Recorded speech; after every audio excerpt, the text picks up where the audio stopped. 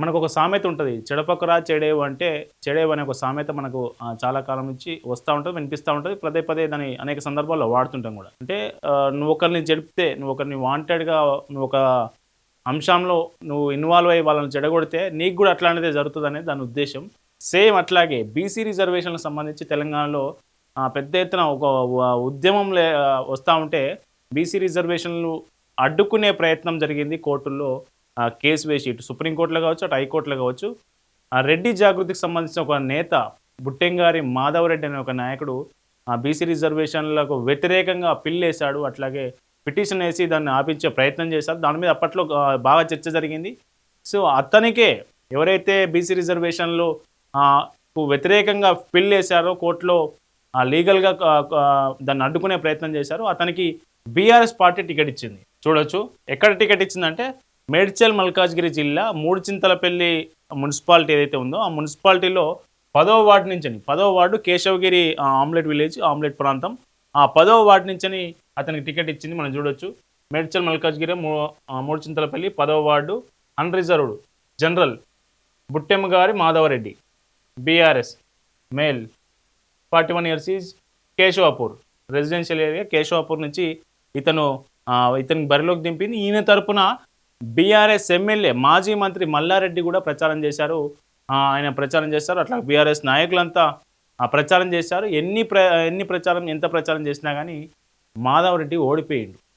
So ఇక్కడ మొత్తం మూడుచింతలపల్లిలో నిజానికి గెలిచింది ఏ పార్టీ అంటే, ఓకే, మూడుచింతలపల్లిలో మొత్తం 24 వార్డులు ఉంటే కాంగ్రెస్కు 9, బీఆర్ఎస్కు 14, బీజేపీకి 1 వచ్చినాయి. సో ఇక్కడ బీఆర్ఎస్కే ఎక్కువ వచ్చినాయి 14. బీఆర్ఎస్కు ఎక్కువ వచ్చినా కానీ ఇతను గెలవలేకపోయిండు బీఆర్ఎస్. ఈ మాధవరెడ్డికి ఎన్ని ఓట్లు వచ్చినాయి, ఎన్ని ఓట్ల తేడాతో ఓడిపోయిండు అంటే 50 ఓట్ల తేడాతో ఓడిపోయిండు.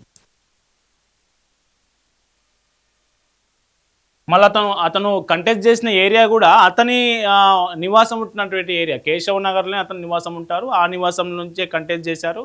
బీఆర్ఎస్ గింత హవా కొనసాగించినా కానీ ఈ మాధవరెడ్డి ఓడిపోయారు. ఈ మాధవరెడ్డి ఓడిపోయినందుకు నువ్వు చెడపకరా చెడవన్న తీరులో నువ్వు మాకు అడ్డుకునే ప్రయత్నం చేసినందుకు మీకు ఓటర్లు సరైన బుద్ధి చెప్పారంటూ సోషల్ మీడియాలో చాలామంది కామెంట్ చేస్తూ ఉన్నారు, వీడియోలు చేస్తూ ఉన్నారు, ఇన్స్టాగ్రామ్లో కావచ్చు. అట్లాగే కాంగ్రెస్ పార్టీ, బీఆర్ఎస్ పార్టీ నాయకులు కూడా మాధవరెడ్డికి బీఆర్ఎస్ టికెట్ ఇచ్చింది, అయినా జనాలు ఓడగొట్టారనేది మిగతా సంబంధించినటువంటి పార్టీలకు సంబంధించిన నాయకులు కూడా పెద్ద ఎత్తున నేను ఓటమిని ప్రశంసిస్తూ ఉన్నారు. ఈయన ఓడగొట్టిన జనాల్ని అభినందిస్తున్న పరిస్థితి కనిపిస్తూ ఉంది. నిజానికి బీసీ రిజర్వేషన్లు అడ్డుకున్న బుట్టెమ్మ గారి మాధవరెడ్డి ఎవరైతే ఉన్నారో అతను కౌన్సిలర్గా పోటీ చేసి ఓడిపోయారు. అక్కడ ఉన్నటువంటి కేశవ్ నగర్ ఓటర్లు అతన్ని ఓడించారు.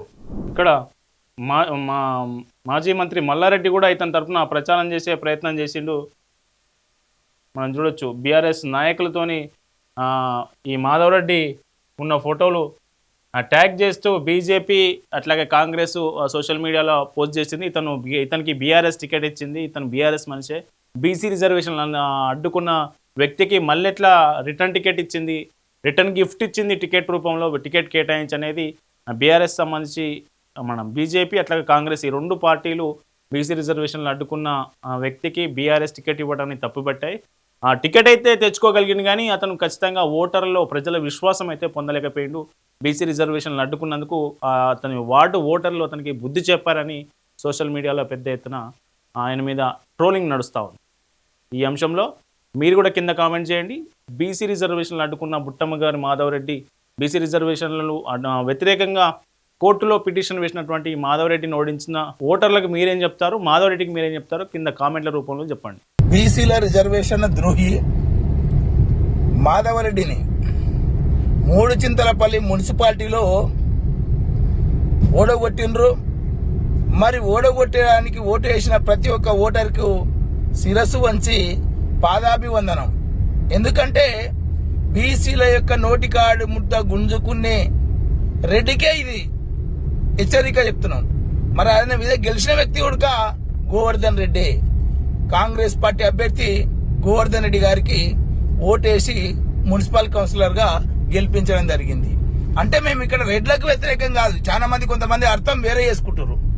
మేము రెడ్లకు వ్యతిరేకం కాదు, బీసీ రిజర్వేషన్ వ్యతిరేకించే రెడ్లకు మాత్రమే మేము వ్యతిరేకము. కాబట్టి ఇది గమనించండి.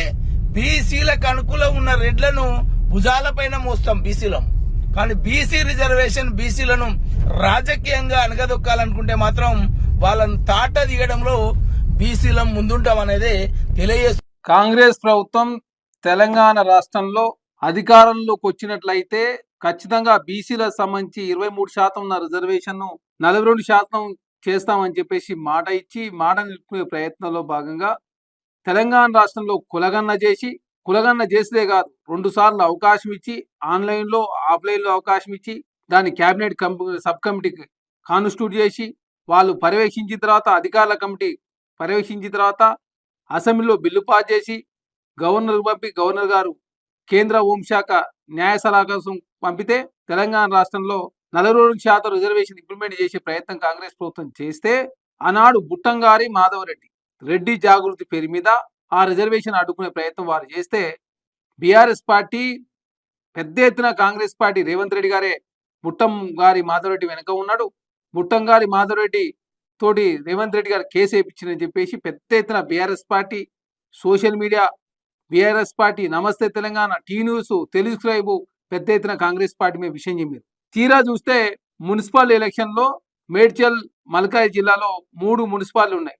అందులో మూడుచింతలపల్లి మున్సిపాలిటీ నుంచి బుట్టంగారి మాధవరెడ్డి గారు బీఆర్ఎస్ పార్టీ కౌన్సిలర్గా పోటీ చేస్తూ ఉన్నారు. ఇప్పుడు తేడతెల్లమైంది. అసలు బుట్టంగారి మాధవరెడ్డి గారు నడిపిందే హరీష్ రావు గారు, కేటీఆర్ గారు, మల్లారెడ్డి గారు బీఆర్ఎస్ పార్టీ అనేది చాలా స్పష్టంగా అర్థమైంది. ఆనాడు బీసీల నోటికాడు ముద్దను లాగింది బీఆర్ఎస్ పార్టీ బుట్టంగారి మాధవరెడ్డి గారు. కానీ దాన్ని కాంగ్రెస్ పార్టీకి ఆపాదించే ప్రయత్నం చేశారు. అదే బుట్టంగారి మాధవరెడ్డి గారు హైకోర్టు సుప్రీంకోర్టు పోకపోయి ఉంటే ఖచ్చితంగా బీసీలకు 42% రిజర్వేషన్ వచ్చేది. ఈరోజు సర్పంచ్లు కావచ్చు, కౌన్సిలర్లు కావచ్చు, ప్రభుత్వమే అధికారికంగా ఇచ్చేది. బుట్టంగారి మాధవరెడ్డి గారు హైకోర్టు సుప్రీంకోర్టు పోవడంతో రాష్ట్ర ప్రభుత్వం ప్రభుత్వ పరంగా ఇవ్వాల్సిన రిజర్వేషన్ ఇస్తూనే 42% రావట్లేదు. కాబట్టి పార్టీ పరంగా కూడా 42% నుంచి 60% వరకు కాంగ్రెస్ ప్రభుత్వం బీసీలకు కాంగ్రెస్ పార్టీ తరఫున కూడా టికెట్లు ఇచ్చిన పరిస్థితి. కాబట్టి బీసీలను ఆనాడు బీఆర్ఎస్ ప్రభుత్వంలో 10 సంవత్సరాల కాలం మోసం చేసింది వాళ్ళే. తర్వాత కాంగ్రెస్ ప్రభుత్వం అధికారంలోకి వచ్చిన తర్వాత బీసీలకు సంబంధించిన రిజర్వేషన్ పెంచితే కూడా మోసం చేసింది కూడా బీఆర్ఎస్ పార్టీ కేటీఆర్ గారు, హరీష్ రావు గారు. కులగన్న వివరాలు నమోదు చేసుకున్న వాళ్ళు కేసీఆర్ గారు, హరీష్ రావు గారు, కేటీఆర్ గారు. బీసీల రిజర్వేషన్ పెంచితే కోర్టు పంపించి బుట్టంగారి మాధవరెడ్డిని వెనక ఉండి నడిపించింది బీఆర్ఎస్ పార్టీ చాలా స్పష్టంగా తేడతెల్లమైంది. కాబట్టి బీసీ సమాజం అంతా గమనించాలి. బీసీల ద్రోహి బీఆర్ఎస్ పార్టీ కేటీఆర్ గారు, హరీష్ రావు గారు, అదే కాకుండా చామకూర మల్లారెడ్డి గారు. అదే కాకుండా కాంగ్రెస్ పార్టీ చాలా సదుద్దేశంతో బీసీల రిజర్వేషన్ పెంచాలి, దాని ద్వారా బీసీల సమాజాన్ని మేలు భావిస్తే దాన్ని అడ్డుకునే ప్రయత్నం చేశారు. కాబట్టి బీసీ సమాజం అంతా కూడా మున్సిపల్ ఎలక్షన్లో బీఆర్ఎస్ పార్టీ బుద్ధి చెప్పాల్సిన అవసరం ఉంది.